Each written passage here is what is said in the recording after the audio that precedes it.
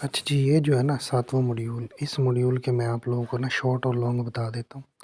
इसमें ये एमसीक्यूज़ है जी। पहला रिटर्न, इसके 3 कंपोनेंट ये पता होने चाहिए, ठीक है। ये रिटर्न किस सूरत में आ सकता है ये पता होना चाहिए, ठीक है। रिस्क की ये सारे के सारे इंपॉर्टेंट पॉइंट एमसीक्यूज़ है, पूरे का पूरा सारे बुलेट का पता होना चाहिए कौन कौन से कंपोनेंट शामिल होते हैं, ठीक है। यहाँ पे अब एमसीक्यूज़ पता कैसे आ सकता है कि रिस्क अकाउंट इनकर्ड, यानी रिस्क जो है उसके अंदर क्या क्या चीज़ शामिल है, या रिस्क हैव द कंपोनेंट।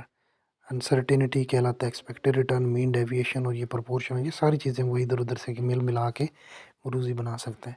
ये मार्केट रिस्क जो है इसी को सिस्टमेटिक रिस्क भी कहा जाता है।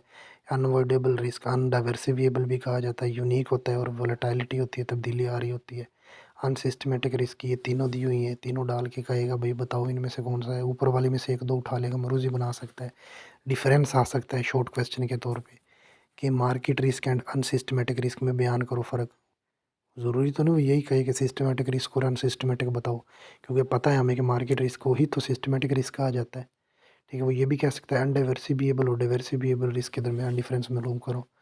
तो हमें तो पता है ना कि मार्केट रिस्क जो सिस्टमैटिक रिस्क है उसी को अनडाइवर्सिफिएबल कहा जाता है, और जो डाइवर्सिफिएबल है उसको जो है वो अनसिस्टमेटिक कहा जाता है। तो ये पता होना चाहिए आप लोगों को, ठीक है। सारी चीज़ों को डीपली जाके हर एक चीज़ को अपने ज़हन में क्वेश्चन बनाया करो। जब मेरी फाइलें पढ़ोगे ना एमसीक्यूज़ वाली जो मैंने वो की हैं क्विज़, वहाँ से पता चलेगा किस तरह से घुमा फिरा के वो शॉर्ट और लॉन्ग बनाता है, कहाँ-कहाँ से। इंडिविजुअल स्टॉक का पता होना चाहिए, एक्सपेक्टेड रिटर्न का फार्मूला क्या होता है, बहुत इंपॉर्टेंट है।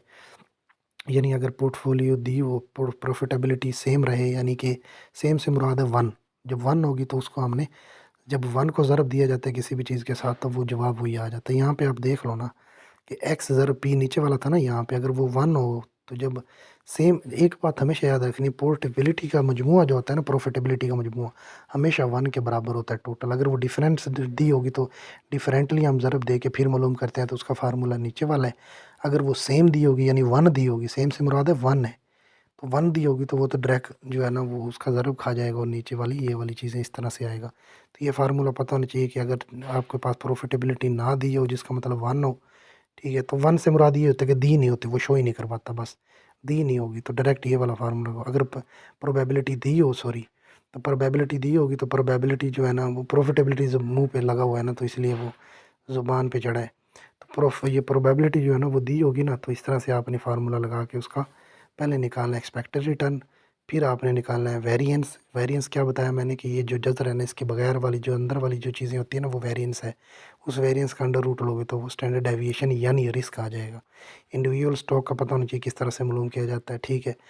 जब प्रोबेबिलिटी दी होगी तब कैसे मालूम करना है, ऊपर वाला फार्मूला है वही लगाया सारा यहाँ पे, उसी प्रोसीजर से किया है। कोएफ़िशिएंट ऑफ वेरिएंस सीवी से मुराद पता क्या होता है, पता होना चाहिए डिस्पर्शन होती है। कोएफ़िशिएंट ऑफ वेरिएशन किसके रिलेटेड होता है, एक्सपेक्टेड रिटर्न क्या होता है पर यूनिट, ठीक है। इसका फार्मूला पता होना चाहिए। एक्सपेक्टेड रिटर्न जो है ना उसका ये पता होना चाहिए आप लोगों को, ठीक है। कोएफ़िशिएंट ऑफ वेरिएशन का पता होना चाहिए, ठीक है। उसके बाद रिस्क और रिलेटिव रिस्क का पता होना चाहिए। फिर इनका डिसीजन का क्या क्राइटेरिया होता है वो पता होना चाहिए, कौन से को सेलेक्ट करेंगे, क्या हम ज़्यादा परसेंटेज वाले सीवी को सेलेक्ट करेंगे या कम वाले को।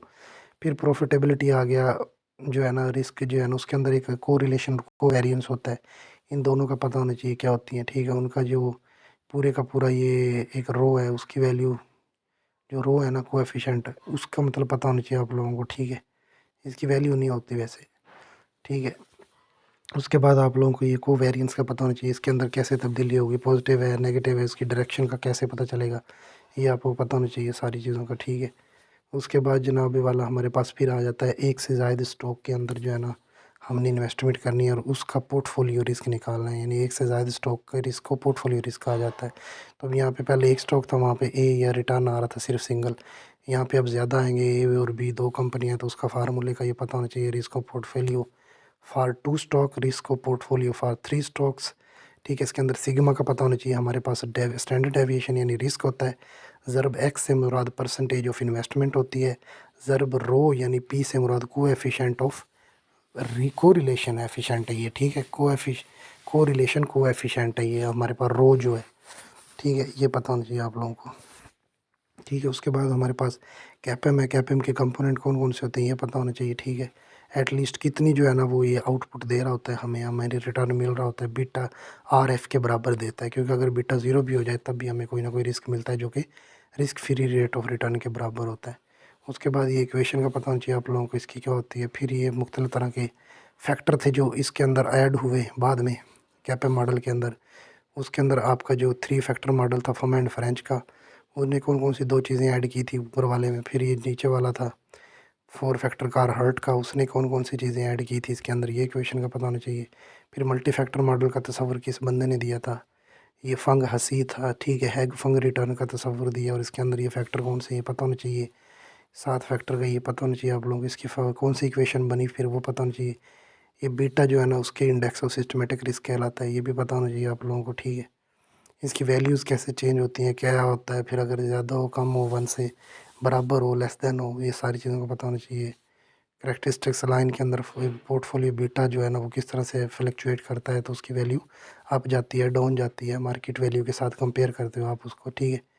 ये पता होना चाहिए। इसकी 3 वैल्यूज़ लेस देन हो सकती है, इक्वल टू हो सकती है, या ग्रेटर हो सकती है, ठीक है। Less than 1, equal to 1, greater than 1, zero नहीं हो सकती, याद रखना है। बस उसने यही कहा हुआ है वहाँ पे, एक मरूज़ी है, देख लो बेशक फ़ाइल खोल के। बीटा की वैल्यू नेवर बी ज़ीरो, 1 भी हो सकती है ग्रेटर देन, लेस भी हो सकती है, इस तरह से उसने बताया हुआ है। बैरकैफ हमज़ा ने तो फिर भी बता दिया है कि ज़ीरो के बराबर हो तो क्या होगा, ठीक है। उसके बाद जो देख लो यहाँ पे उसको मालूम करने का तरीका क्या होता है कि बीटा ज़रा परसेंटेज ऑफ इन्वेस्टमेंट, 2 चीज़ें दी होंगी, दोनों को ज़रब दो और जमा करते जाओ, ये आ जाएगी, ठीक है। फिर ये हमें पास ये बताया कि एसएमएल लाइन के अंदर कभी भी आपका बीटा अगर ज़ीरो भी हो जाए तब भी आपको रिटर्न कोई ना कोई मिल रहा होता है, क्योंकि वो risk free rate of return के बराबर होता है आरएफ। क्योंकि बीटा ज़ीरो हो गया तो वो जमा ही होगा ना आरएफ के साथ, तो ज़रब हो रहा होता तो फिर तो वो आरएफ को भी ज़ीरो बना देता, लेकिन वो जमा हो रहा है तो इसका मतलब कोई ना कोई रिटर्न ज़रूर मिलेगा जो कि आरएफ यानी risk free rate of return के बराबर होगा। फिर ये आर्बिट्रेज की इमरूज़ी आ सकती है, इसमें से उसका वो पूछ सकता है कि इसको बयान करो, क्या होती है उसकी तारीफ़ करो, कोई ना कोई एग्जांपल पूछ सकता है वो, ठीक है। इसी तरह जो है एफिशिएंट मार्केट की तीनों की तीनों जो है ना आप लोगों को पता होना चाहिए फॉर्म कौन सी है, इसके अंदर क्या क्या चीज़ें शामिल होती है, मरूज़ी और शॉर्ट दोनों आ सकते हैं।